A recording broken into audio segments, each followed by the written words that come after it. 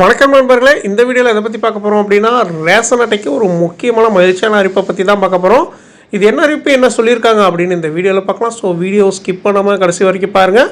அதுக்கு முன்னாடி நீங்கள் நம்ம சேனலுக்கு புதுசாக வரீங்க அப்படின்னா மறக்காமல் சப்ஸ்கிரைப் பண்ணிவிடுங்க. அப்படியே பக்கத்தில் இருக்கக்கூடிய பெல் பட்டனை கிளிக் பண்ணிவிடுங்க. அப்போ இது போன்ற முக்கியமான தகவல் போது நோட்டிஃபிகேஷனாக உடனுக்குடன் ஒரு வாங்க வீடியோக்குள்ளே போகலாம்.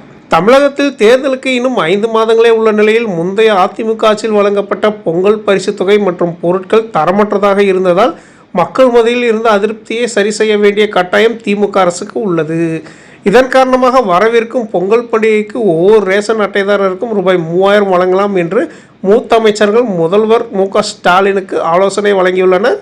இது குறித்து அதிகாரிகளிடம் முதல்வர் தரப்பில் விசாரிக்கப்பட்டது. அப்போது நிதி நெருக்கடியை சுட்டிக்காட்டி அதிகபட்சமாக ரூபாய் 1000 மட்டுமே சாத்தியம் என்று அதிகாரிகள் கூறியுள்ளனர். இதனை கேட்ட முதல்வர் நிதி ஏற்பாடுகளை சமன் செய்து பொங்கல் பரிசு தொகையை ரூபாய் 2000 உயர்த்தி கொடுக்கலாம் என்று அதிகாரிகளுக்கு உத்தரவிட்டிருப்பதாக கூறப்படுகிறது.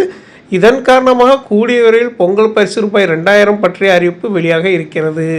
இந்த நிலையில் ரேஷன் அட்டைதாரர்களுக்கு பொங்கல் பரிசு தொகுப்பு வழங்குவது தொடர்பான அறிவிப்பு இந்த மாதத்தில் வெளியாகும் என்று அரசு வட்டாரங்கள் தெரிவிக்கின்றன. டோக்கன் விநியோகம் செய்து அதன் அடிப்படையில் பச்சரிசி, வெல்லம் உள்ளிட்ட பொருட்கள் அடங்கிய தொகுப்பை வழங்குவதற்கான பணிகள் தொடங்கப்பட்டுள்ளதாக கூறப்படுகிறது.